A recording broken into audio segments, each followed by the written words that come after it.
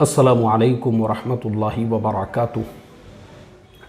बिस्मिल्लाहिर्रहमानिर्रहीम नहमदुहु व नुसल्ली अला रसूलिहिल करीम व अला आलिहि व अस्हाबिहि अजमईन अम्मा बाद। मोहतरम भाइयों, बुजुर्गों, दोस्तों,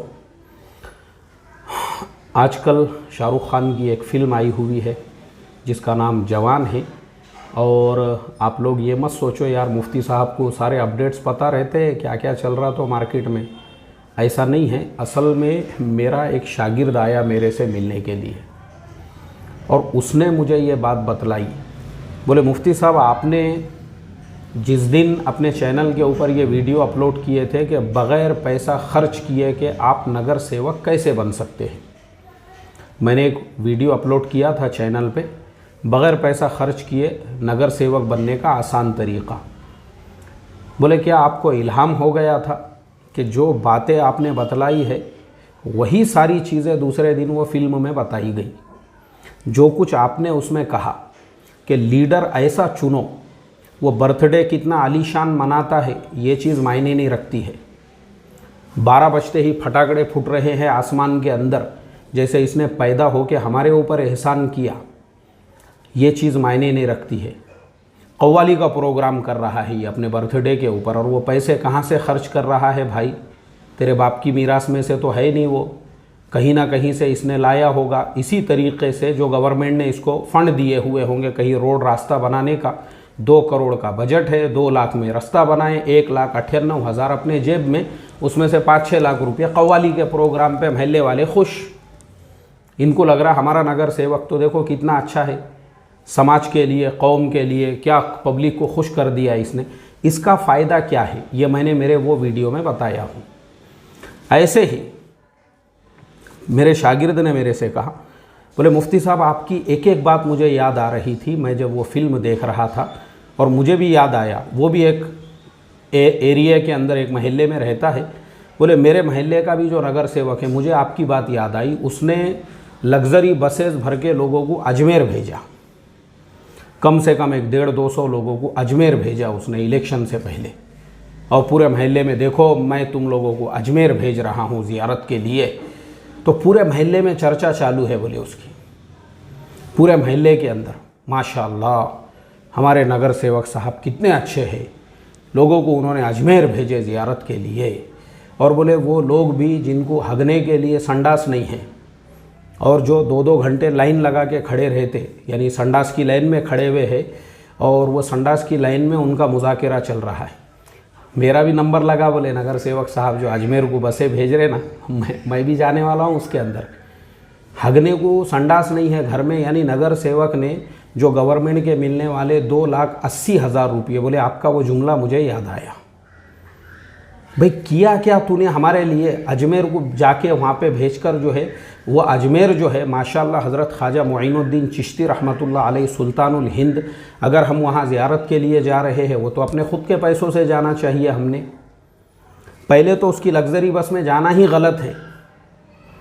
जब हम इतने बड़े अल्लाह वालों के मज़ार पे ज़ियारत के लिए जा रहे हैं, पैसा तो जेब का ख़र्चा होना चाहिए। वहाँ उसने हमको भेजा सिर्फ़ और सिर्फ वोट बैंक के लिए, यानी उसने हमको दिया क्या, उससे हमारा फ़ायदा क्या हुआ?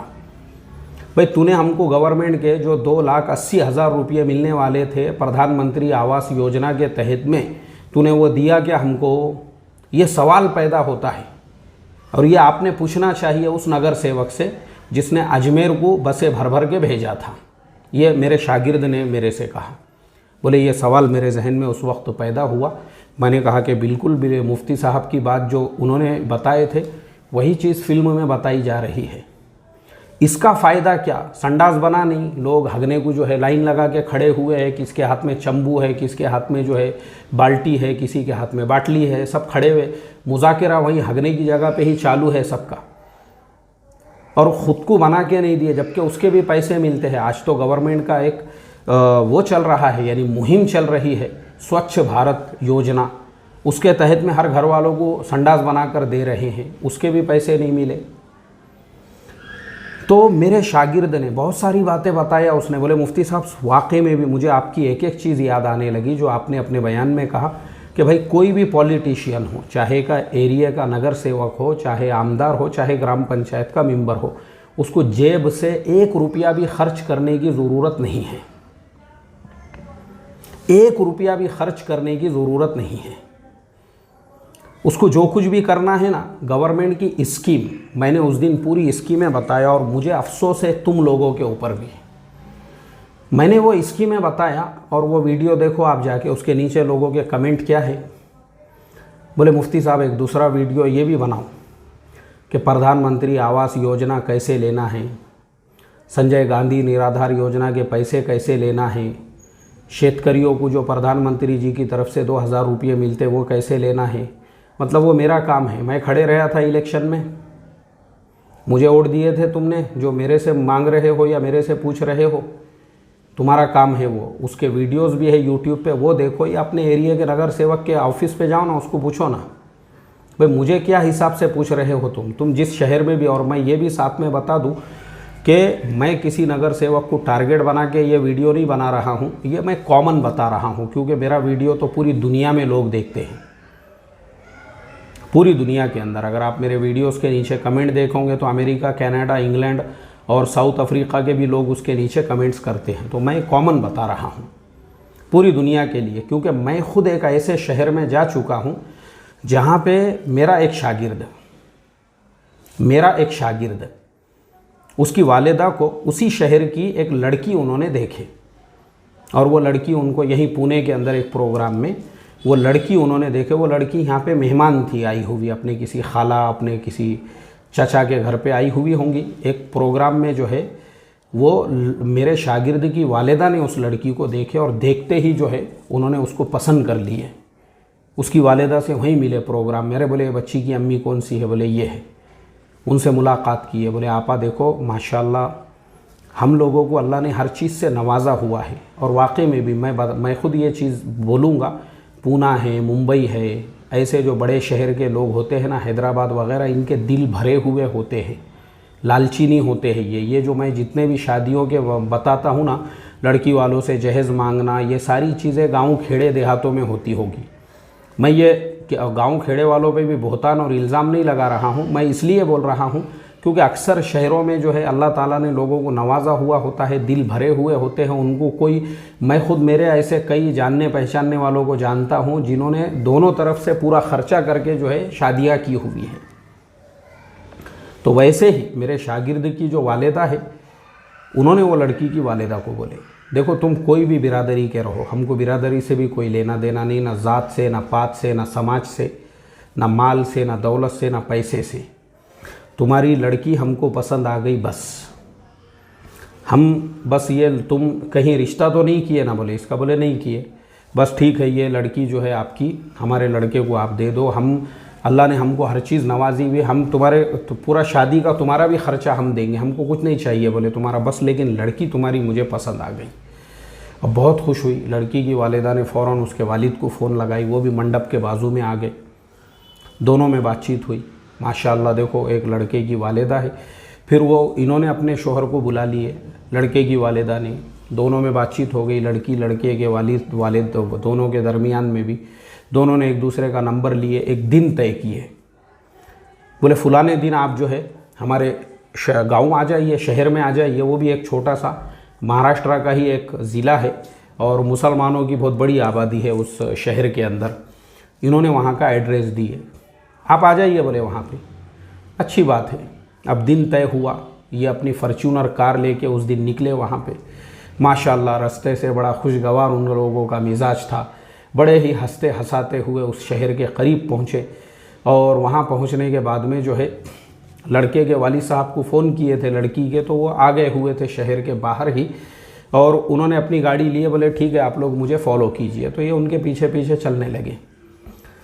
अब जैसे ही शहर में इनकी एंट्री हुई कि इन्होंने देखा रोड के ऊपर जो है ना पूरा पानी बह रहा है। गटर का जो रहता ना, नालियाँ जो रहती रोड के दोनों साइड में, वो ऐसी लबालब भरी हुई है, पूरी ऐसी भर गई हुई है। उसमें पूरा कचरा भर गया हुआ है, उसका पूरा पानी रोड के ऊपर आ गया हुआ है, पूरा पानी।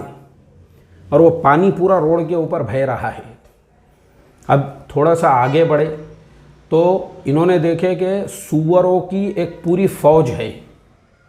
सूअरों की एक सूअरनी है, उसके पीछे 6-7 डजन उसके बच्चे हैं, और फिर पूरी आर्मी भी है आगे पीछे। कूं कूं करते हुए वो रोड क्रॉस कर रहे हैं। इन्होंने अपनी फॉर्च्यूनर गाड़ी रोक दी है।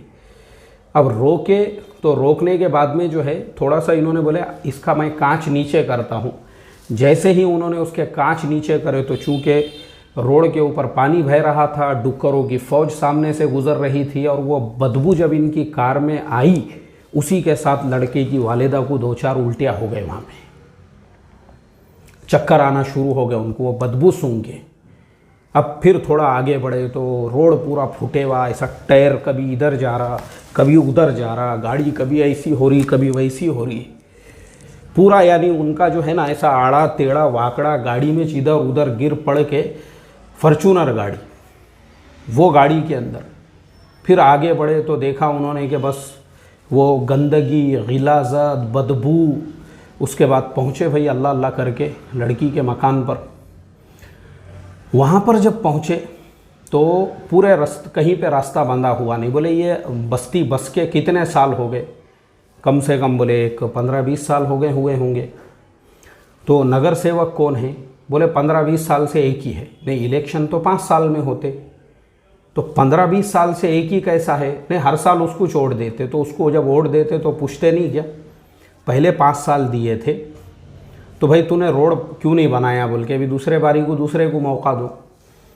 नहीं बोले अब वो कैसा है, यहाँ सब दादागिरी का माहौल है। गरीब लोग मजदूरी करने वाले दादागिरी भाईगिरी करके कभी पुलिस स्टेशन में गए नहीं। क्योंकि ये भी एक चीज़ याद रखो, कुछ लोग मैं देखता हूँ उनको सोशल मीडिया पे कभी कमिश्नर साहब के साथ फ़ोटो डालते हैं, कभी एरिया के जो है ISI क्या रहते वो IS साहब के साथ में फ़ोटो डालते हैं, SI साहब के साथ में, बड़े बड़े अधिकारियों के साथ में जो है ना इस तरह के लोग फ़ोटो इसलिए डालते हैं ताकि एरिया के लोगों पे रौब डाला जा सके, एरिया के लोगों को डराया जा सके, धमकाया, उनको बताया जा सके हमारे नात को लगना नहीं, देख नहीं तो हमारे रिलेशन कैसे कैसे पुलिस के अधिकारियों से है।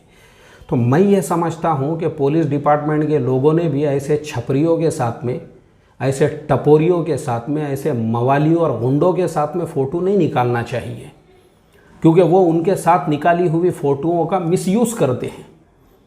और मैं ये ख़ास मेरे वीडियो में इसलिए बोल रहा हूँ क्योंकि मुझे खुद एक पुलिस डिपार्टमेंट के एक बड़े हेड जो है उन्होंने बोले मैं आपका हर वीडियो देखता हूँ, तो मुझे उम्मीद है मेरा वो ये वीडियो भी देखेंगे। तो मैं समझता हूँ उन्होंने इस तरह के जो गुंडे, मवाली, छपरी, टपोरी एरिया में जो है ना इस तरह से लोगों को गुंडागर्दी धमकाने वाले ऐसे लोगों के साथ में नहीं निकालना चाहिए फ़ोटो, जो उनके फ़ोटोओं को सोशल मीडिया पे डालकर उसका इस तरह से मिसयूज़ करते हैं और गरीबों को दबाने का काम करते हैं। क्योंकि गरीब तो कभी पुलिस स्टेशन में जाता नहीं, वो तो डरता, वो बोलता भाई लपड़े लोचों में अपन ने क्यों पढ़ने का, उसको तो अपना सुबह शाम 2 टाइम के खाने की फ़िक्र होती है। तो वो मुझे बताने लगे मेरे शागिर्द के वालिद, बोले वो लड़की के वालिद ने बताए कि यहाँ इतना लोगों को डराया हुआ है, गरीब लोगों को बेचारों को, और वो डर के उनको वोट देते हर साल, सवाल करने की हिम्मत ही नहीं होती। फिर वो लड़के के वालिद साहब उन्होंने बोले मेरी बीवी तो बेहोश हो गई बोले, क्योंकि उसको उल्टियाँ शुरू हो गए थे वहाँ पे। उसके बाद ज़ोहर की अज़ान हुई, मैं गया बोले पड़ोस में मस्जिद में नमाज को, तो मस्जिद के बाजू की जो दीवार है वो पूरी सड़ गई हुई थी। काई की वजह से मस्जिद के बाजू में एक प्लॉट था जो खाली पड़े हुआ था, और पूरे महल्ले का, यानी 15 साल से एक मुसलमान वो एरिया में नगर सेवक बन रहा, उसने आज तक वहाँ पे नालियाँ नहीं बनाया, तो पूरे महल्ले का पानी वहीं जमा होता था। उसकी वजह से मस्जिद की दीवार सड़ गई, मस्जिद की दीवार पूरी जो है नम गई, और मस्जिद में ज़ोहर की नमाज हो रही है और बदबू वहाँ से आ रही है। और उसके अलावा डुक्करों के झगड़े जो चल रहे हैं वहाँ पे, कूं कूं कूं, इधर इमाम साहब की जो है ये नमाज़ पढ़ा रहे हैं, और दूसरी तरफ वहाँ से कूं कूं चूं बोल के ऐसी लंबी लंबी आवाज़ें जो सुअर और सुअरनियों की आती है पूरे मस्जिद में गूंज रही है। उसी में जो है समी अल्लाहु लिमन हमीदा, और उसी के अंदर जो है अल्लाहु अकबर दोनों चल रहा है।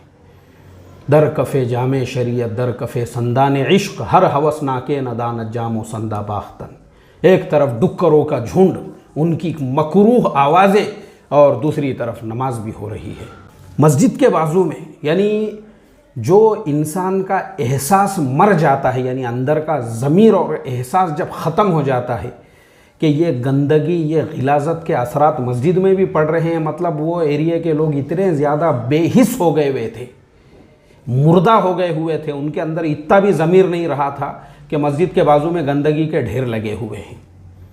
तो मैंने आपको तो वो रिश्ता जमा नहीं, आखिरी मेन बात बता दूं मैं, वो रिश्ता जो है वो लड़की की लड़के के वालिद ने बोले भाई हम आपको पूना जाने के बाद जवाब देते हो। जब यहाँ आए तो मेरे से मशवरा लिए, बोले क्या करना, मेरी अहलिया जो है वो तो बीमार हो गई वो शहर को जाके, अब लड़के को तो बार बार जाना पड़ेगा, लड़का बीमार हो जाएगा वहाँ, फिर एडमिट करने को तो पता नहीं वो गांव में दवाखाने भी है क्या नहीं है।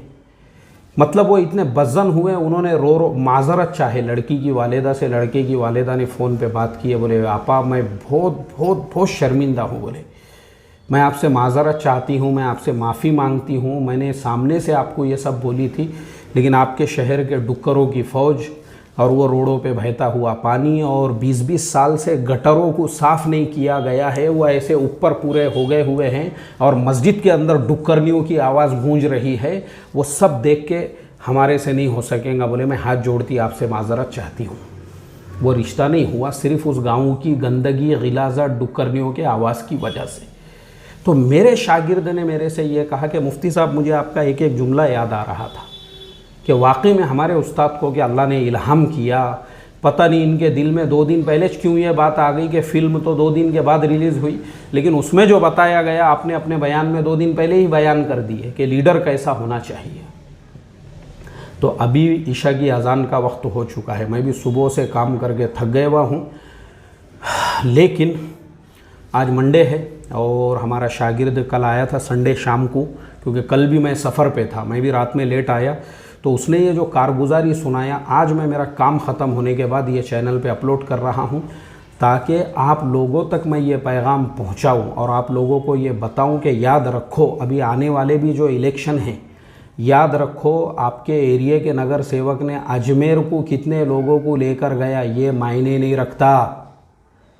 कान खोल के सुनो मेरी बात, कोई मायने नहीं रखता ये अजमेर को कितने लोगों को लेकर गया। अजमेर हम जाएंगे अपने खुद के पैसों से जाएंगे, हम ख्वाजा के दरबार में। मायने ये रखता उसने हमारे लिए क्या किया। उसने हमको गवर्नमेंट के प्रधानमंत्री आवास योजना के 2,80,000 दिलाया। चलो अजान शुरू हो गई, बात ख़त्म करता हूँ। दुआओं की दरख्वास्त है। अस्सलामु अलैकुम व रहमतुल्लाहि व बरकातुहू।